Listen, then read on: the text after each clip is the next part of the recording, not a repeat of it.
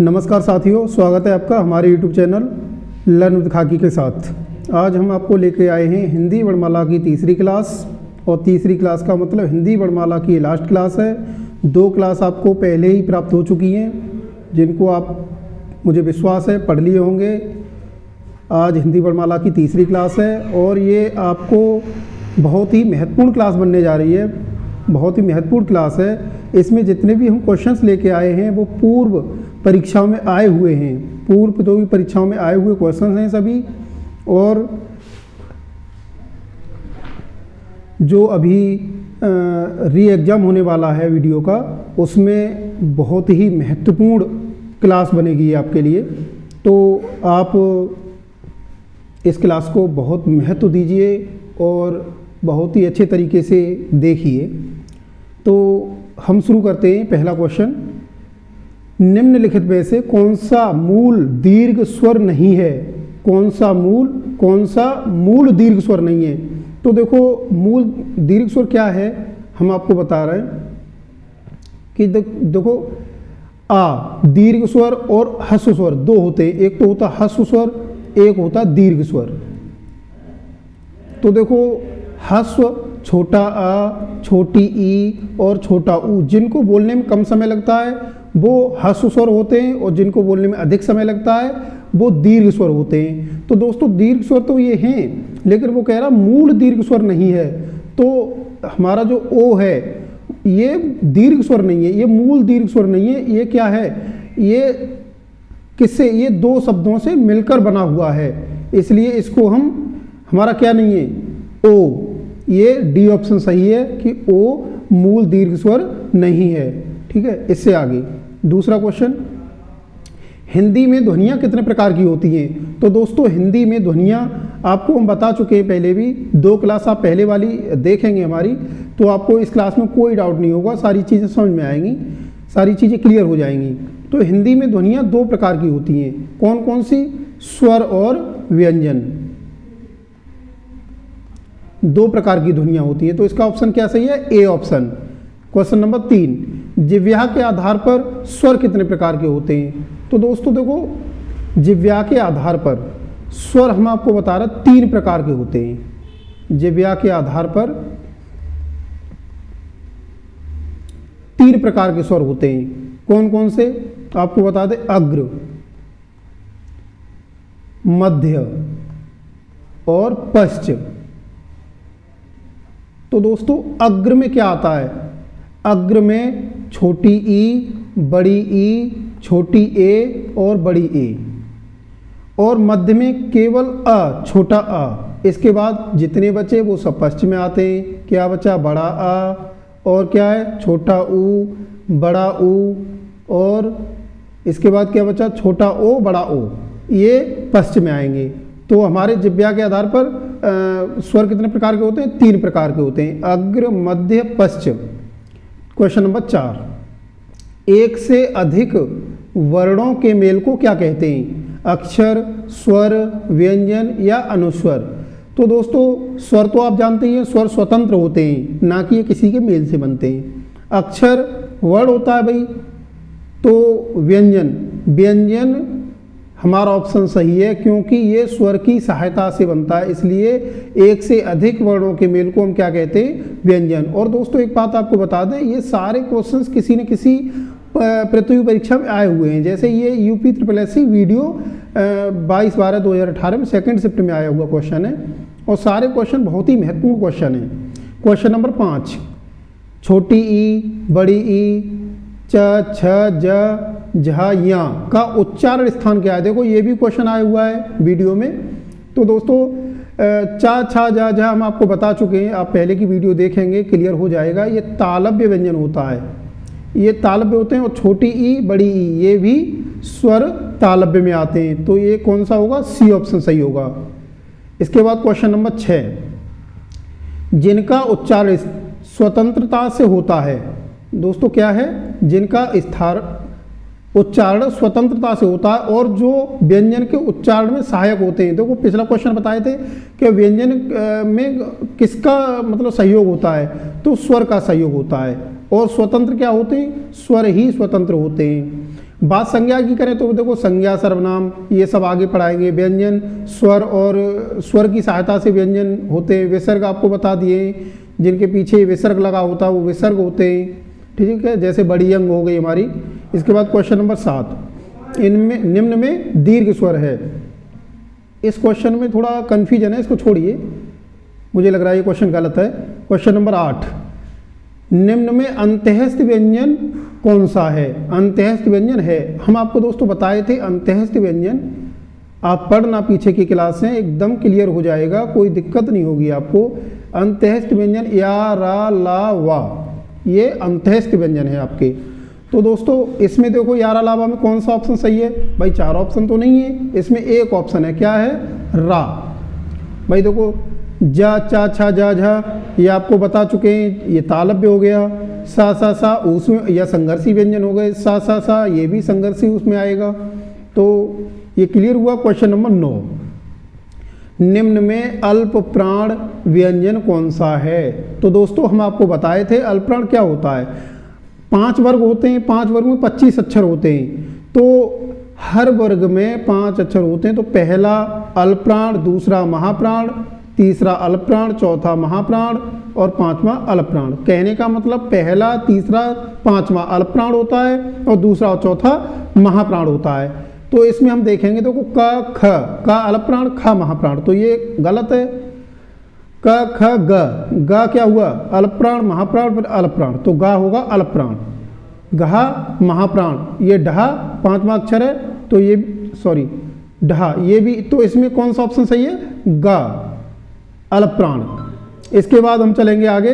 Question number 10, निम्न में घोष वर्ण कौन सा है? तो दोस्तों घोष कहें या सघोष कहें, बात एक ही है। देखो ये भी क्वेश्चन यूपी SSSC वीडियो में आया हुआ प्रश्न है और ऐसे ही क्वेश्चन आपको वीडियो में मिलेंगे। और हम बता रहे हैं कि हमारी क्लास अगर आप कर लेंगे तो हिंदी वर्णमाला में इससे बाहर वीडियो का एग्जाम हो चाहे पुलिस का एग्जाम हो, वर्णमाला में इससे बाहर तो नहीं जाएगा। ठीक है दोस्तों, तो आगे भी हम ऐसी ही वीडियो आपके लिए लाते रहेंगे, आप बने रहिए हमारे साथ। क्वेश्चन नंबर 10 में चल रहे हैं हम। तो निम्न में घोष वर्ण कौन सा है? तो दोस्तों घोष या सघोष, एक बात हुई हम आपको बता चुके हैं, अघोष और सघोष। तो दोस्तों सघोष कहें या घोष कहें ये तो बात एक है और अघोष अलग है। तो हमने बताया था हर वर्ग का पहला और दूसरा वर्ण जो होता है वो अघोष होता है और तीसरा, चौथा, 5वां ये घोष या सघोष कहलाते हैं। तो दोस्तों हम इसमें देखेंगे च, छ, ज क्या है? च, छ, ज ये तीसरा वर्ण है, तो अघोष नहीं, ये क्या है? सघोष। सघोष कहें या घोष कहें। अब का पहला ही वर्ण है, तो ये क्या है? अघोष। चा अघोष, टा अघोष, सघोष या घोष क्या है? जा। तो option number A. Question number 11, निम्न में से कौन सा टा वर्ग में नहीं है? दोस्तों ये भी क्वेश्चन देखो आया हुआ है ना, सारे क्वेश्चंस इसमें आए हुए हैं, पूर्व परीक्षाओं में, पहले की परीक्षाओं में आए हुए प्रश्न हैं। और दोस्तों आपको वीडियो में ऐसे ही क्वेश्चंस देखने को मिलेंगे सारे। तो वर्णमाला में हम फिर कह रहे हैं कि इससे बाहर नहीं जाएगा। आप देखिए वीडियो, तीनों वीडियो में आपकी वर्णमाला का चैप्टर जो है वो ख़त्म है। इन 3 वीडियो से आपको कई क्वेश्चंस मिलेंगे और आगे भी हम प्रत्येक चैप्टर को बारी बारी लेके आएंगे और बने रहिए हमारे साथ दोस्तों। तो 11 नंबर क्वेश्चन है, निम्न में से कौन सा टा वर्ग में नहीं है? तो देखो टा वर्ग में हम आपको बता रहे हैं, टा वर्ग में क्या है? ट, ठ, ड, ढ और टा, ठा, डा, ढा, न, सॉरी टा, ठा, डा, ढा, अड़ा। तो देखो इसमें ठा है, ढा है, अड़ा है, क्या नहीं है? धा। तो टा, ठा, ड, ढ, तो धा धनुष इसमें नहीं है। ये किस में आएगा? त, थ, द, ध, न, दंतय में। तो दोस्तों इसके बाद क्वेश्चन नंबर 12, निम्न में कौन सा संयुक्त स्वर है? कौन सा संयुक्त स्वर है? तो देखो संयुक्त, अब ए को लेंगे हम तो ये संयुक्त तो है, लेकिन रे संयुक्त नहीं है, इसमें आ संयुक्त नहीं है, इसमें देखो बड़ा आ संयुक्त नहीं है। अब इसकी बात करें ए, ओ, ओ, ये ऑप्शन हमारा डी सही है, क्योंकि इसमें ए, आ और ई से मिलकर ए बनी और आ और ऊ से मिलकर ओ बना। तो दोस्तों डी ऑप्शन सही है। क्वेश्चन नंबर 13, हिंदी भाषा की कुल वर्ण लिपियाँ हैं। तो दोस्तों वर्ण लिपियाँ हम आपको बताए थे, कुल वर्ण कह लो या वर्ण लिपियाँ कह लो, बात एक ही है। इसमें टोटल वर्ण होते हैं 52। क्वेश्चन ऑप्शन नंबर इसका सी सही है। क्वेश्चन नंबर 14, जिनकी ध्वनि केवल मुख से निकलती है। तो दोस्तों इसमें कुछ वर्ड ऐसे होते हैं, कुछ क्या संयुक्त वर्ड जितने भी होते हैं उनकी ध्वनि मुख से भी निकलती है और नाक से भी निकलती है। नाक और मुंह दोनों की सहायता से बोले जाते हैं, वो अनुनासिक होते हैं। और निरनुनासिक जो होते हैं केवल मुख से इनकी ध्वनि निकलती है। ठीक है, तो अनुनासिक क्या होते हैं, जिनकी नाक और मुंह दोनों से निकलती है। तो कोई ऑप्शन नंबर डी सही है इसका। क्वेश्चन नंबर 15, छा छत्री वर्ण किसके योग से बनता है। तो दोस्तों हम आपको पहली वीडियो में बता चुके हैं कि 4 हमारे संयुक्त वर्ण होते हैं, छा छत्री, त्रा त्रिशूल और ज्ञा और श्रा। ये वर्ण होते हैं संयुक्त, ये किसी न किसी के सहयोग से, किसी न किसी के मेल से बनते हैं। तो इसने पूछा है कि छा छत्री किसके संयोग से बनेगा। तो दोस्तों इसमें ये का से और सा से बनता है, सा षटकोण वाले से। लेकिन जो का होता है वो आधा होता है। तो देखो इसमें का आधा नहीं है।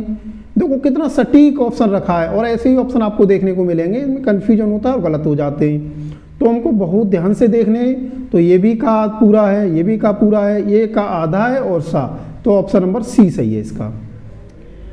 क्वेश्चन नंबर 16, अर्ध विव्रत स्वर है। तो दोस्तों आपको हम बता दे रहे हैं कि मुख के आधार पर स्वर हमारे 4 प्रकार के होते हैं। कितने प्रकार के होते हैं, 4 प्रकार के। तो कौन सा होता है, विव्रत, पहला विव्रत, दूसरा अर्ध विव्रत और संव्रत और दोस्तों अर्ध संव्रत। अब इनमें कौन कौन से आते हैं हम आपको बता दे रहे हैं। विव्रत में केवल बड़ा आ आता है, अर्ध विव्रत में छोटा आ, बड़ी ए और बड़ा ओ आता है। अगर संव्रत की बात करें तो छोटी ई, बड़ी ई, छोटा ऊ और बड़ा ऊ। इसके बाद बचा अर्ध संव्रत, तो इसमें बचा क्या, छोटी ए और छोटा ओ, ये आते हैं। तो दोस्तों ये चीज़ें क्लियर हुई। मुख के आधार पर हमारे स्वर 4 प्रकार के होते हैं, विव्रत, अर्धविव्रत, संव्रत, अर्ध संव्रत। विव्रत बड़ा आ, अर्ध विव्रत छोटा आ, बड़ी ए, बड़ा ओ, संव्रत छोटी ई, बड़ी ई, छोटा ऊ, बड़ा ऊ, और अर्ध संव्रत छोटी ए और छोटा ओ। तो इसमें पूछ रहा अर्ध विव्रत स्वर कौन सा है। तो अर्ध विव्रत में मैंने बताया था आपको छोटा आ, बड़ी ए और बड़ा ओ। तो क्या है, बड़ी ए। क्वेश्चन नंबर 17, इनमें से ओ का उच्चारण स्थान क्या है। इसमें ओ का उच्चारण स्थान क्या है। तो हम आपको दोस्तों बताए थे ओ 2 चीज़ों से मिलकर बनता है या 2 स्वरों से मिलकर बनता है, छोटा आ और ऊ से मिलकर बनता है। ठीक है, तो आ क्या हुआ, कंठ है, हम आपको बता चुके हैं। प्लस ऊ क्या हुआ, ओष्ठ है, ऊ ओष्ठ है। तो ये कंठ है प्लस ओष्ठ है। ऑप्शन नंबर डी सही है हमारा। क्वेश्चन नंबर 18 गायब है इसमें, चलिए 19 मिसप्रिंट हुआ है। स्वर ध्वनि कितने प्रकार की हैं या स्वर ध्वनि के प्रकार हैं। तो दोस्तों स्वर ध्वनि के हम आपको बता रहे हैं, स्वर ध्वनि मात्रा के आधार पर 3 प्रकार की होती हैं। तो कितने प्रकार की होती है, 3 प्रकार की। कौन कौन सी, ह्रस्व स्वर और दीर्घ स्वर और प्लुत स्वर।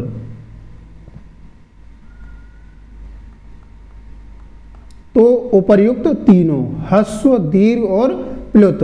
क्वेश्चन नंबर 20, निम्न में से अर्ध स्वर कहलाता है। दोस्तों हम आपको पहले भी पढ़ा चुके हैं इसको, हैं। तो अर्ध स्वर में केवल 2 वर्ड आते हैं, या और वा। तो इसमें ऑप्शन क्या है, या।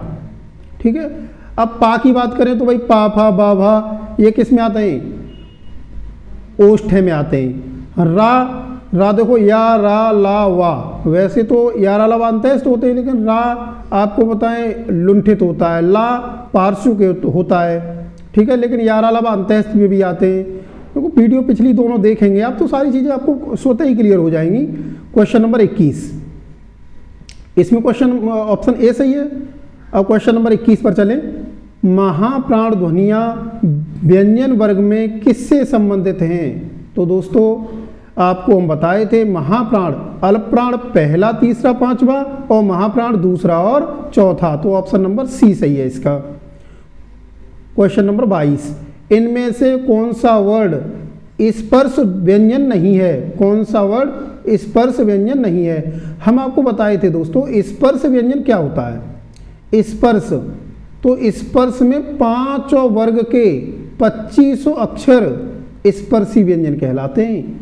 लेकिन देखो ये का वर्ग में का आता है, चा वर्ग में टा वर्ग, लेकिन या ये अंत्यस्थ व्यंजन है, तो ये स्पर्शी व्यंजन नहीं है, ये स्पर्शी व्यंजन नहीं है। तो इसका ऑप्शन नंबर डी सही है। क्वेश्चन नंबर 23, स स स ह कौन से व्यंजन कहलाते हैं? तो देखो स स स ह ये ऊष्म और संघर्षी व्यंजन कहलाते हैं। स्पर्श व्यंजन आपको बता चुके हैं, स्पर्शी बता चुके हैं, ठीक है। तो क्वेश्चन नंबर 24, हिंदी शब्दकोश में छा छत्री का क्रम किस वर्ण के बाद आता है? देखो ये क्वेश्चन आपका पहले देखो ग्राम पंचायत अधिकारी 2015 में आ चुका है। तो दोस्तों ये बहुत ही इंपॉर्टेंट क्वेश्चन है और ज़्यादातर परीक्षाओं में पूछा जाता है। मैं तो जानता हूँ, इसके अलावा हम भी परीक्षा दिए हैं तो 1-2 परीक्षा में और आया है, हमने स्वयं देखा है। तो दोस्तों बहुत ही महत्वपूर्ण क्वेश्चन है ये छा छत्री हम आपको बता चुके, क और सा इससे मिलकर बनता है। तो ये किसके बाद आएगा? ये का के बाद आएगा। किसके बाद आएगा? का के बाद। ये बहुत महत्वपूर्ण क्वेश्चन है। क्वेश्चन नंबर 25, अल्प प्राण ध्वनियों का समूह कौन सा है? तो दोस्तों अल्प प्राण में बताया था आपको पहला, तीसरा, पांचवा अल्प प्राण होता है।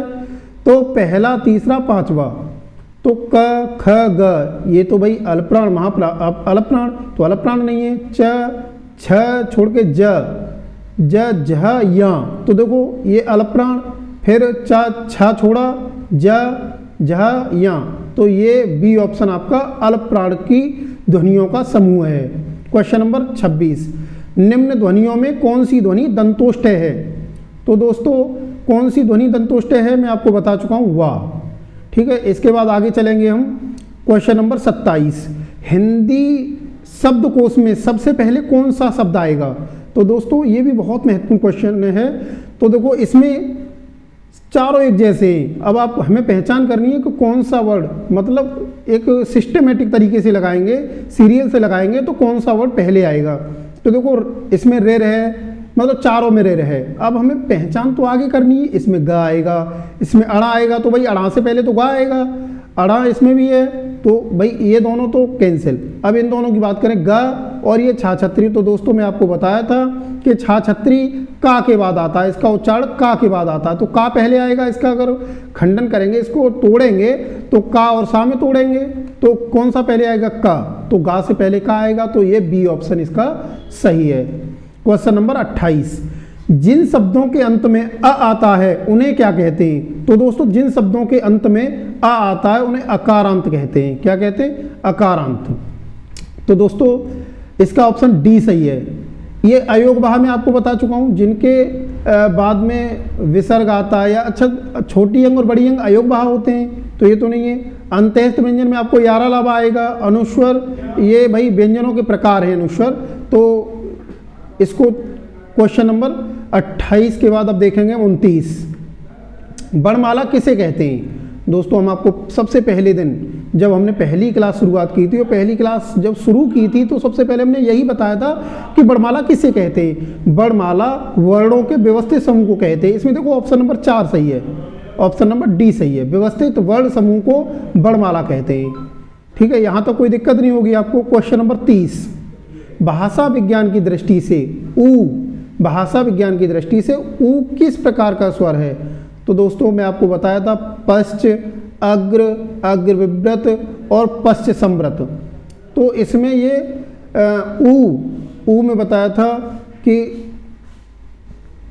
पश्च में क्या आएगा, पश्च में क्या आएगा, अग्र में क्या आएगा और अग्र विव्रत में क्या आएगा। विव्रत और विव्रत में केवल बड़ा आ बताए थे, और संवृत में ई और ऊ।